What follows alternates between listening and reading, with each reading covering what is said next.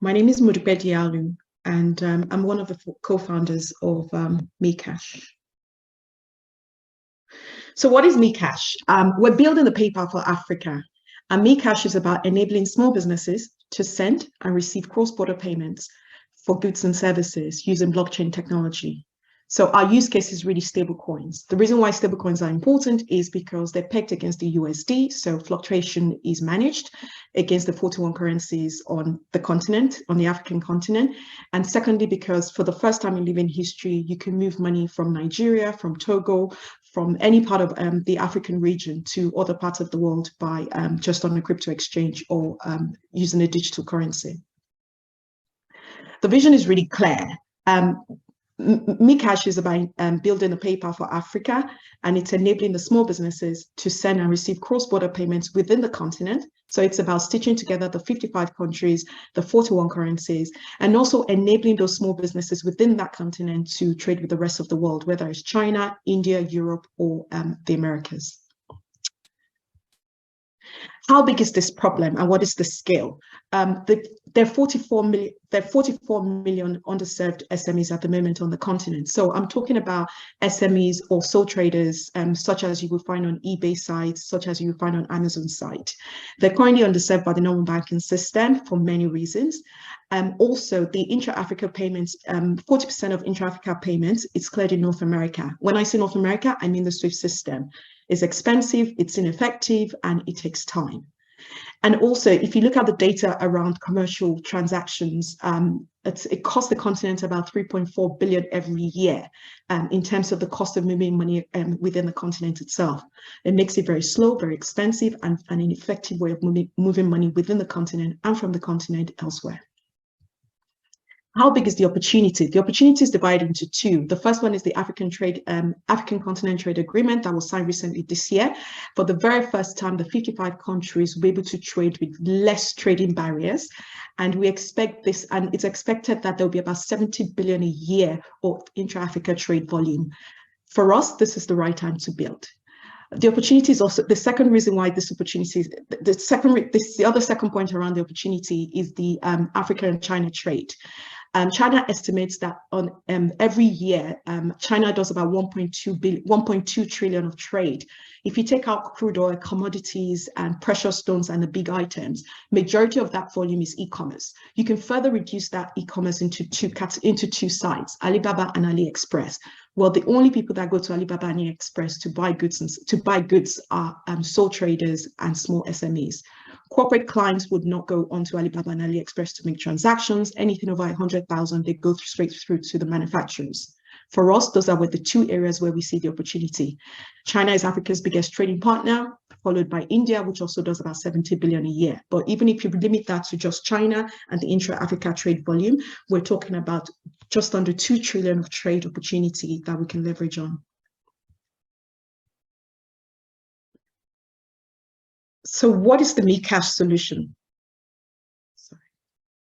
So what is the meCash solution? And how does the meCash solution compare to the existing process?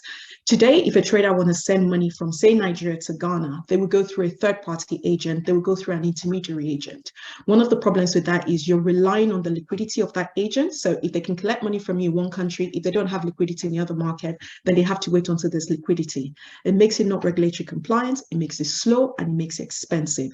In some cases, the transaction fee is up to 24%. And the supplier will be unwilling to ship the goods until they've received payments. The difference is if they come onto meCash, it's a self-serve service, it is fast, it is cheap, and it's convenient. The customer comes onto the app or to the website, we extract money from their either from their accounts, their wallets, their mobile money, or their bank accounts.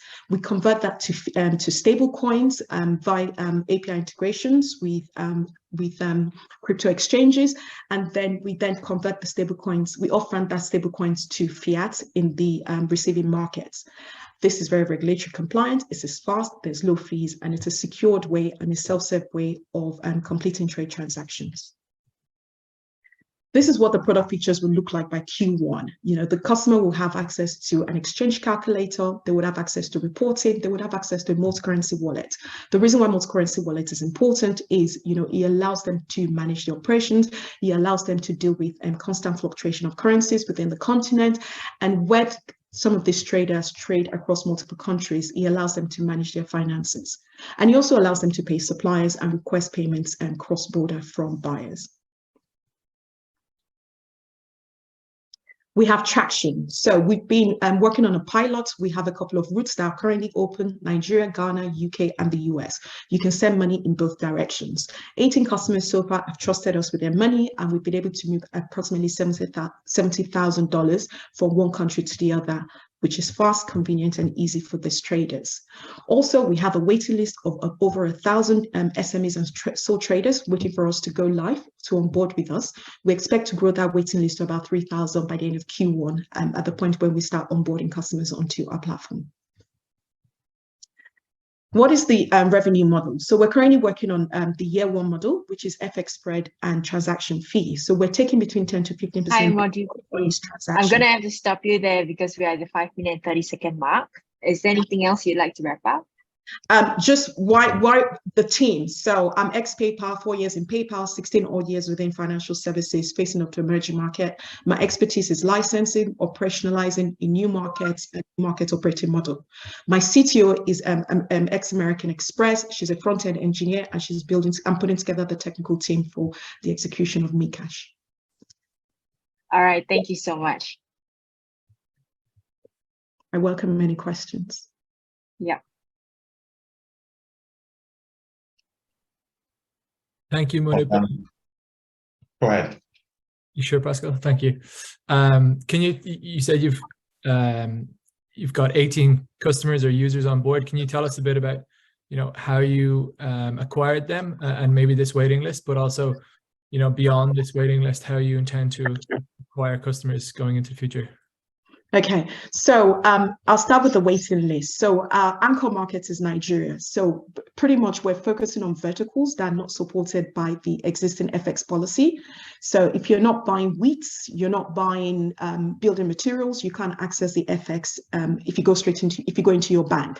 So what's happened? So what we've done is we focus on those verticals. So fashion,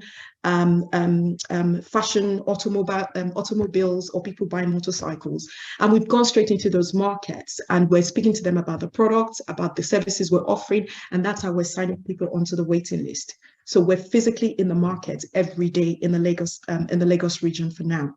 So that's how we're building up the waiting list. We expect to convert about 20% of those once the platform is live onto real customers and start transacting with them.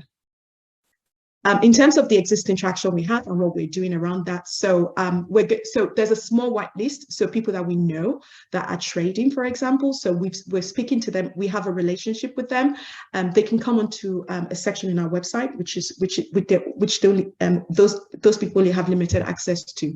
It's a semi-automated process, and we're doing a P2P model. So, for example, somebody wants to pay for second-hand electronics in the UK, we would do that. We would do that by matching somebody else. Or we will buy the stable coins via the P2P system in Nigeria, convert the local currency, fiat, to stable coins, send it to a wallet here, and then off-ramp into GBP, for example. So that's how we've managed to increase traction with those small number of customers. Thank you. What is the process for onboarding customers to the platform, or clients that are users of the platform? Basically, how do you onboard end users to the platform? Is that an easy process? Is there a level of KYC required there? Could you perhaps give some more insights into that? Yes. Okay. So one of our ambitions is to try to get some money remittance licenses. The reason why is ultimately you're accepting money, you're taking instruction to send money from one part of the world to the other. So what we're building is an onboarding system that reflects the KYC requirements of an international money remittance license in Nigeria, for example. So Nigeria, as an example of onboarding, there's certain things you need to have in place to verify. So you need to verify their bank ID, which is called BVN. You need to make sure they provide proof of address. And for each transaction, you need to make sure you obtain a receipt or you obtain an invoice to be able to take the instruction production. So we are building, whilst we're 3.0, we are building onboarding and KYC that supports international money remittance in different markets. So Nigeria is an example. Thank you so much. All right, David, one quick one. Yeah, just a question on the scalability. So you mentioned there's about 40 plus currencies, and I think or understand a bottleneck. I could see a bottleneck there forming in terms of liquidity for each of those currencies, and maybe some exchanges may not have that. So how do you plan on overcoming that while still having that seamless API integration without kind of going off chain, I suppose? Yeah, no, that's a very good question. So a good example is we're working with a partner that has connectivity within 9 countries using one currency, so CFA. So one of the things that partner, we will consider that partner a settlement partner. So in which case they will pay out on our behalf and then we'll settle them a couple of days later whilst we do all the back end and buying the stable coins and off-ramping of the stable coins onto that customer. Or some settlement partners that we've also identified in East Africa, for example, are happy to accept stable coins. So they will use their own fiat liquidity to pay out in exchange of us providing them stable coins as the intermediary currency. So there are a few use cases depending on the settlement partner you have, but we do not imagine, whilst there are 41 currencies and 55 countries, we do not imagine being in each of those countries and having cash in those countries. I think that would just be too much, but there are settlement partners that will be able to support us on that journey.